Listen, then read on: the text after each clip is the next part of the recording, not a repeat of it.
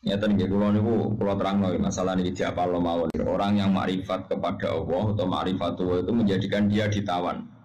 Ditawan maknanya marbutun apa? Bihubbi. Dia terikat atau terpenjarakan, asir itu terpenjarakan oleh cintanya.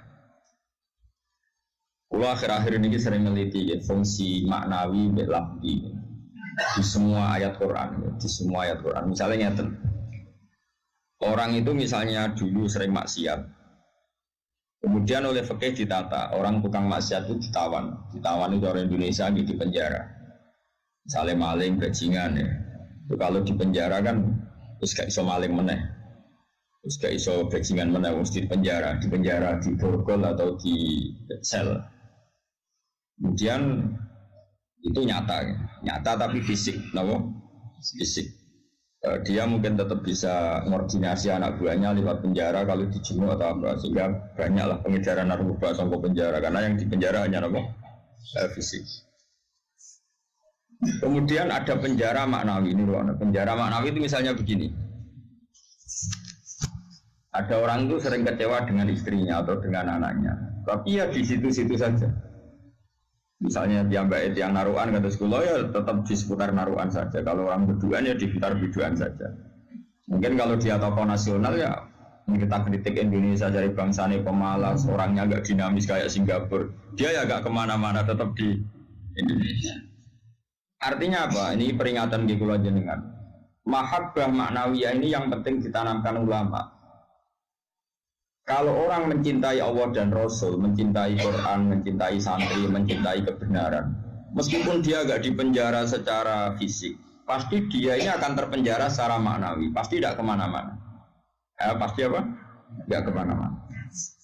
Jadi misalnya kayak senang bojomu, ya tetap di seputar-seputar situ. Soal larang beli ben wayo nomor loro, pokoknya agak jauh-jauh di situ. Dan ini penting kalau pengen ngembang nonton jenengan. Jadi yang diwajibkan oleh ulama adalah kita mencintai Allah dan Rasul. Karena kalau cinta itu pasti di seputar kolongan situ, tidak kemana-mana. Jadi kalau kita mencintai Allah, mencintai hukumnya Allah pasti di kolom itu, tidak kemana-mana. Meskipun kita ada di penjara secara fisik, tapi akan di penjara secara maknawi, akan di penjara secara apa? Maknawi. Maknawi itu tadi fisiknya kita bebas, tapi agak kemana-mana karena diikat oleh mahabbatullah wa mahabbatullah Rasul. Ini disebut nama al-arif billah nama. Asirun dia marbutun dan cancang dihubungi kelan seneng dengan Allah. Nah cara kula ya sebanyak mungkin umat Islam itu punya seperti itu dalam banyak hal, sehingga kita ini tidak perlu lagi penjara fisik. Ya saya ulang lagi, kita tidak perlu lagi penjara fisik. Penjara fisik itu repot, selain tidak efektif juga. Ya juga tadi ya, apa ya, kalau ke penjara ya potensinya ya kembali lagi. Tapi kalau orang itu hatinya bisa dipenjara oleh mahabbatullah wa rasuli itu luar biasa. Lalu disebut walladzina amanu asyaddu hubbal lillah. Karena kalau sering sinau banget. Buat mau sering sinau banget. Itu di situ ada keterangan begini. Mungkin cerita wong wedi ambek bapake misalnya, itu ya ora wani marek. Seneng banget, itu ya ora wani marek. Itu ada, ini cerita orang normal kan, orang normal itu serahkan itu. Misalnya gini, kamu wedi ambek ibumu ya ora wani marek, seneng banget ya ora wani. Itu yang dilakukan Sayyidina Ali ketika ditanya, kenapa saya tidak melihat engkau makan bersama ibu kamu? Kata Sayyidina Ali, takut saya kalau ibu saya misalnya tinggal beli ibu ayam goreng sudah punya rencana itu. Kedisian tak jupuk aku. Ya, asal tengah-tengah elek kan lah, mangan bareng ibu kan. Nah artinya apa? Ya seneng ya marah rawani awal karena takut misalnya itu kan. Kenapa kamu tidak pernah makan bersama ibu kamu? Jawab Sayyidina Ali, takut ibu saya di hidangan itu seneng misalnya dalam konteks Indonesia seneng apa? Ayam goreng juga serobot. Wes, belum putus asa. Akhirnya milih tempe, lo tekan tempe kok serobot bisa. Sehingga masyhur tuh makalah Indonesia itu tidak pernah makan bersama. Sama mungkin orang tertentu yang mencintai gurunya itu tidak berani bareng karena takut ganggu, takut macam-macam, saat pemandangan macam-macam. Nah, jadi orang itu cara seneng dan cara itu mirip-mirip. Itu kata Imam Ghazali, karena khauf dan roja itu mirip-mirip. Nah, sama, gue misalnya seneng cawe itu, seneng bojomu, lagi asik maca, mbak lipstick, mbok klambine anyar. Tapi gue ora moro-moro, mesti kayak bojomu nak awake ayu seneng ya seneng wae awake ayu. Tapi nak kowe seneng kan mesum, ben ngeloni. Lah itu kan dunia yang berbeda. Bojo lagi seneng klambi anyar diganggu, malah mbek kowe mbok coplo iku gak fair. Lah nak kowe seneng tenan. Yo duwi, maksudnya duwi ben nikmati nganggo lipstik, nikmati nganggo klambi anyar, pamer mbek kancan. Malah kok parani kene haram.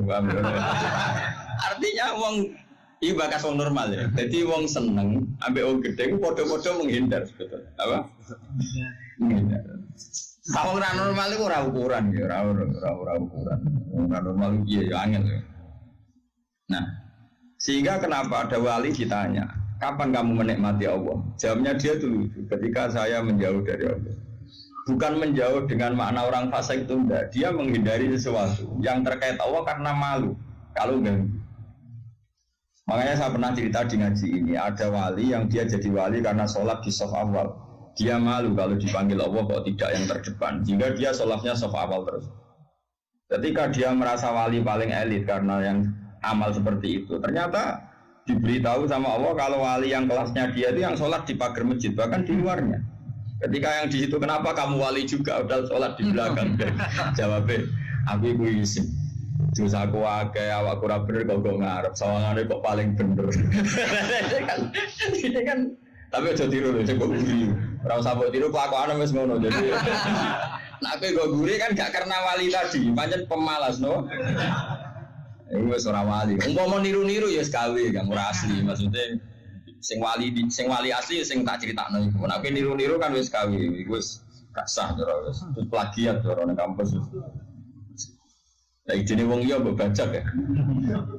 Jadi jadi serai iso niru kan yo mengko nek aku guri niru kula isin Gus Wan pengen aku arep plagiat itu cara kamu gak sah. Tapi dulu ada wali itu malah justru seperti itu. Makanya ini kan pelajaran bagi saya jenengan. Jadi yang penting kita ini sebanyak mungkin menciptakan penjara manawi. Kalau itu sukses itu umat Islam luar biasa. Wanu ngerasa, makanya saya ulang lagi saya itu berhubung yang sekolah kurikulum sudah banyak, yang bikin yayasan formal sudah banyak, yang ingin alim, ingin doktor tafsir fikih banyak, yang ingin punya gelar dalam disiplin ilmu tertentu banyak.